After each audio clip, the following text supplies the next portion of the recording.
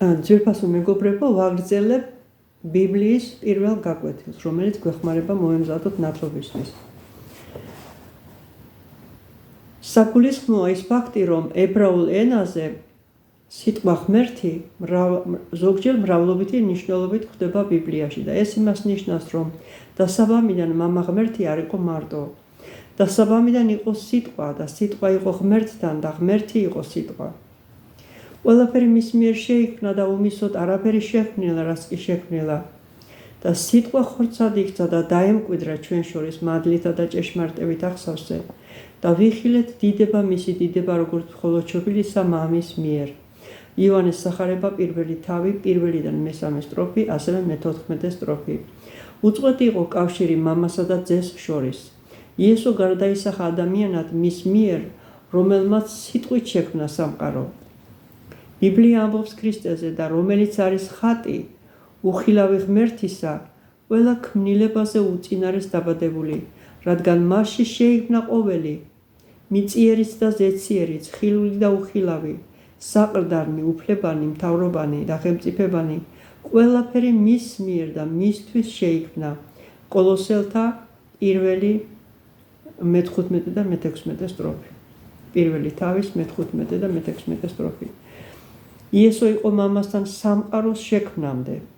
ღმერთი არავის არასდროს უხილავს, მხოლოდ ჩობილმა ძემ, რომელიც იყო მამის წიაღში, მან გაგვიცხადა.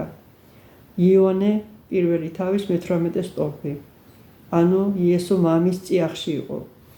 და ის, რომ მამა და ძე არსებობდა ერთად და მუდამ, აღნიშნულია წერილში ებრაელთა მიმართ, სადაც ღმერთი ლაპარაკობს ძეზე, ძისთვის კი შენი საყდარნი, შენი ღმერთო, უკუნითი უკუნისამდე.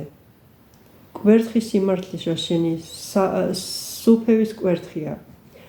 ებრაელთა პირველი თავის მე-8 სტროფი.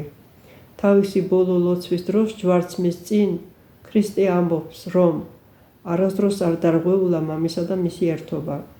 ახლა კი შენ განმადიდე მამაო, იმავე დიდებით, რაც მქონდა შენთან ქვეყნის შექმნამდე. იოანეს სახარება მე-17 თავი მე-5 სტროფი. წინასწარმეტყველება იესო ქრისტეს შესახებ. ჩვენ ვიცით, რომ ბიბლიაში არის თითქმის 300-მდე წინასწარმეტყველება, ძველ აღთქმაში გვხვდება 300-მდე წინასწარმეტყველება უფალ იესო ქრისტეს შესახებ. ძველი აღთქმა მოწმობს ქრისტეზე. ახალი და ძველი აღთქმას ასევე მოწმებენ იესო ქრისტეზე. დანიელ წინასწარმეტყველის წიგნში ჩვენ პოულობთ მოწმობას იმის შესახებ, რომ ძველი აღთქმის დროსაც ეცხადებოდა ღმერთი ხალხს. დანიელი წერს, რომ ნაბუქადანასორმა ძველი ბაბილონის წარმართმა მეფემ დაინახა ღმერთის ძის მსგავსი. აჰა 4 ხელფეხ გახსნილ კაცს ხედავ, შვაგულ ცეცხლში მიმოდიან ისინი უმნებლად. მე-4 შესახედაობად ღვთის შვილს გავს. დანიელ წინასწარმეტყველი მესამე თავი 92 სტროფი. ყველა ვინც საგულდაგულოდ გამოიკვლევს ძველ აღთქმას, თვალწინ წარმოუდგება მომავალი მესიის სახე. სიტყვა მესიას ძველ აღთქმაში იგივე მნიშვნელობა აქვს, რაც სიტყვა ქრისტეს ახალ აღთქმაში. როდესაც ანდრეამ გაიგონა იოანესაგან სახელი ქრისტე, წავიდა და მონახა თავისი ძმა. მან პირველმა მონახა თავისი ძმა სიმონი და უთხრა მას, ვიპოვეთ მესია, რაც თარგმანით ნიშნავს ქრისტეს. იოანეს სახარება პირველი თავი 42 სტროფი.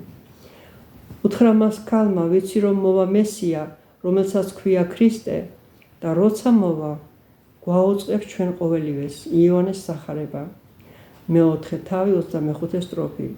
იესო ქრისტე არის ის მესია, რომელზედაც წინასწარმეტყველებს ძველი აღთქმა.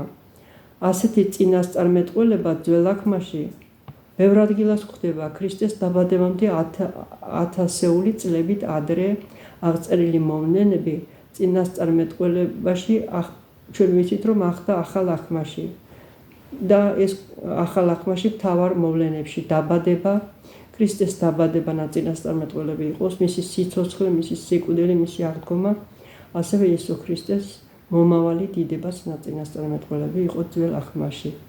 ახალ აღთქმაში მოხსენებულია 300-ზე მეტი წინასწარმეტყველება ძველი აღთქმიდან. ქრისტეს ქადაგების დაწყებიდან ხალხი ძველი აღთქმის წინასწარმეტყველებების საფუძველზე მივიდა იმ დასკვნამდე, რომ მათ ნახეს ის, ვიზეც რთული ლაპარაკობს. და